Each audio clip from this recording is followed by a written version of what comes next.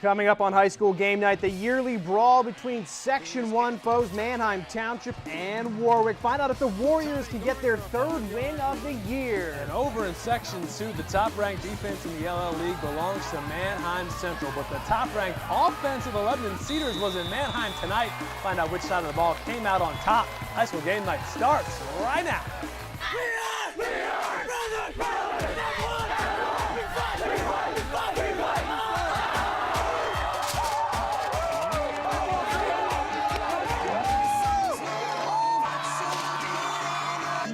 One, two, three.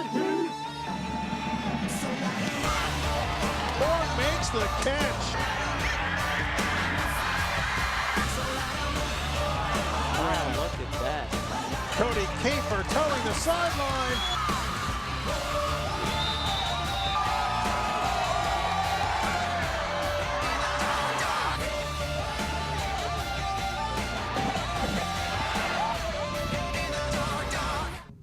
Hello and welcome to High School Game Night. We've got 6 games to get to, and we are halfway through the season at this point, Brian. Time just keeps on flying by, Chad, but let us begin in Section 1, Warwick hosting Manheim Township tonight. Yeah, the Warriors not off to a bad start. 2 wins, 2 losses, but the Blue Streaks also have that same record. Yes, they do, and considering the tough schedules both teams face, that's a pretty decent start.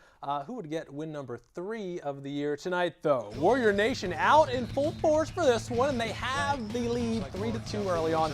The Township QB David Carr likes to sling it around a little, finds John Stutz 40 yards down the field. That strike will give Township the 9-3 advantage. Warwick would respond, though. It's Tommy Garner from the Wildcat, straight up the gut and in for the 5-yard plunge. Extra point good, gives the Warriors the 1-point lead. To the second half we go, Warwick trailing again, but this time it's Dave Taylor bullying his way in for the score. Another 1-point lead for Warwick. Township would kick a late field goal to go up by 2, and Warwick has this field goal to win it, but oh no, it's wide right. Township will hold on by the skin of their teeth to win this one 19-17, and another heartbreaking loss for those Warriors.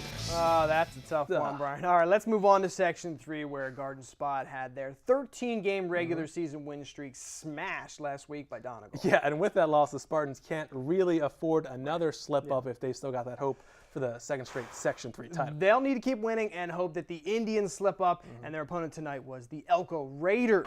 The Spartan fans not disheartened by the loss last week. They're still going crazy, but Elko leads 7-zip early until spot QB Mitch Martin takes matters into his own hands, finds a seam down the sideline, hits another gear, and he's in for the game-time touchdown.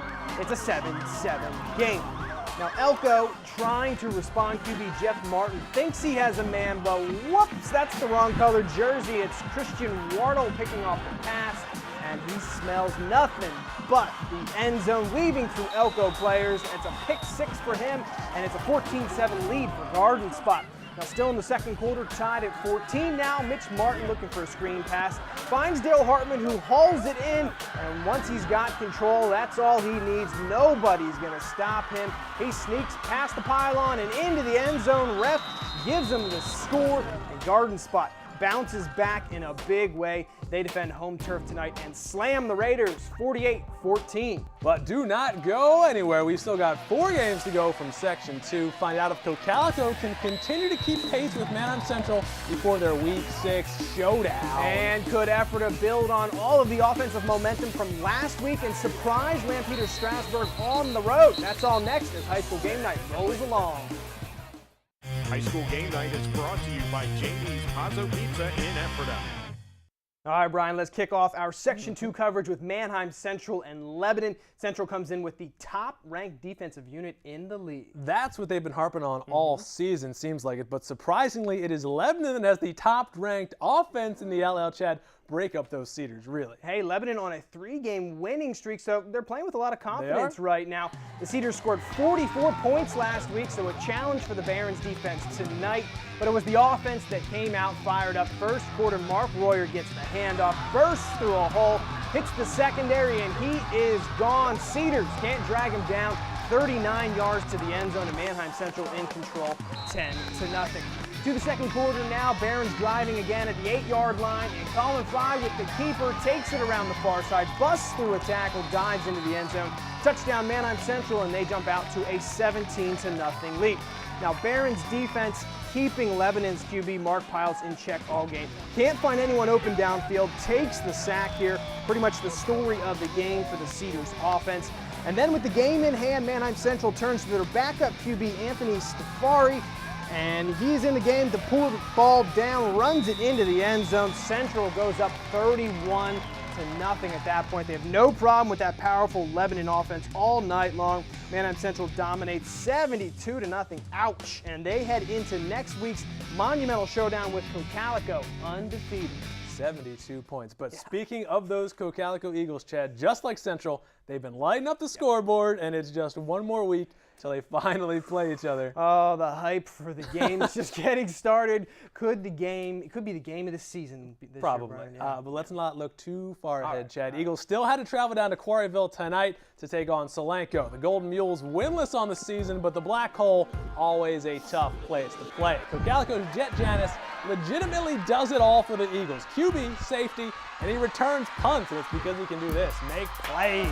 Beats all the Solanco players to the end zone. It's 20-0 Cocalico. And that Eagle defense continues to impress. This time it's Mitch Deering picking off a pass, trying to find some running room, cuts it back across the field before he is finally pushed out of bounds. And it would lead to this, a rare Cocalico pass, but they always seem to make it count. Janis finds an open Mitch Schober, chalk up another TD for the Eagles. They dominate Solanco 48-0. Next up for them, of course, that Manheim Central game next week. Powers will finally collide. Cannot wait. All right, let's move on to Cocalico's neighbor, the Ephrata Mounts. They put on a heck of a show against Lebanon last week. Such a high-scoring game. Putting points on the board was something that the Mounts had struggled with up to that point. So how many could they score against Lampeter Strasburg tonight? Pioneers on offense taking it to the air. Colin Shank to Ross Souders, but watch out! Dakota Kiefer prowling. He breaks up the pass for the Mounts. Very next play. Shank drops back the pass, fires it to Reese Nell for the 15-yard score, and LS takes the lead 7-0.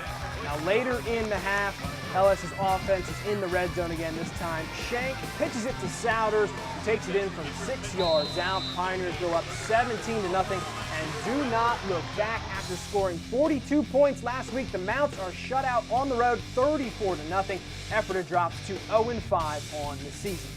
Another team that's struggling just a bit, the Conestoga Valley Buckskins, 0-4 to begin the year, although they've shown an offensive spark at times, trying to get their first win of the year against Elizabethtown tonight. Both teams coming off of blowout losses last week to open section play. Bears playing the host tonight. Second quarter, E-Town with the ball. They give it to Derek Fake, but no surprises here. Around the left side, into the end zone for a 26-yard touchdown. E-Town leads it 7-0. Later in the quarter, CV's Grant Stoltzfus drops back, fires over the middle to Dalton Martin. He goes in untouched for the 32-yard score. That TD ties the game at 7. Then, just before the half, Buckskins with a goal line stand. They will stuff Tyler Cottle on third down, and time expires. E-Town gets no points, and they head into the half all square at 7, but the Bears take control in the second half. They scored 30 unanswered points and dropped CV to 0-5 on the year with that 37-7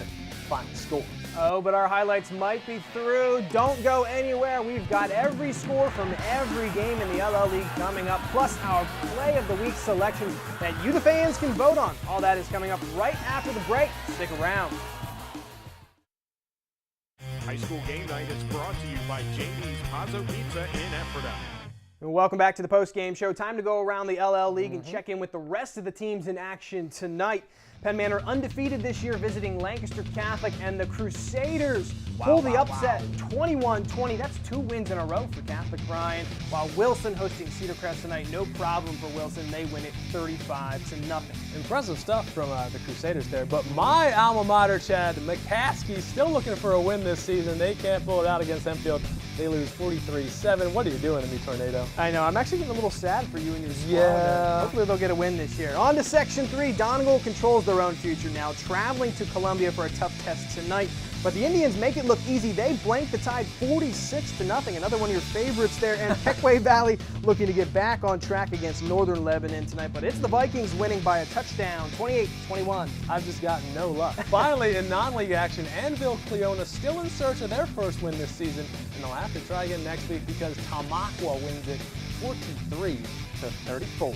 So those were the scores, but how about our potential plays of the week? We will have a selection of this week's best of the best posted on our blog just before midnight. To vote on your favorite, go to our blog, news11sports.com. We'll have the plays along with a poll posted, and then we'll announce the winners next Friday. And we've got more live high school football on BRC 11 next Friday night in high definition. Maybe the game of the year in the entire LL League. The Manheim Central Barons traveling to Denver to take on the Cocalico Eagles. Two giant programs collide in the final meeting between the teams before Cocalico moves to Section 3 next year. Find out who will take control of Section 2. Our coverage begins at 7 o'clock next Friday.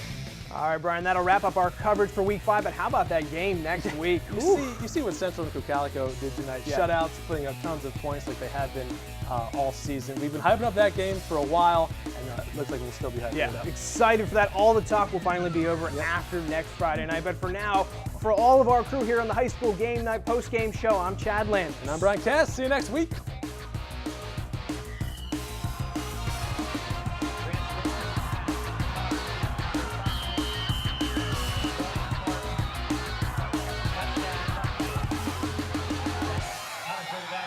There's a time and place for him. Wildcat to Garner, and he's in for the touchdown.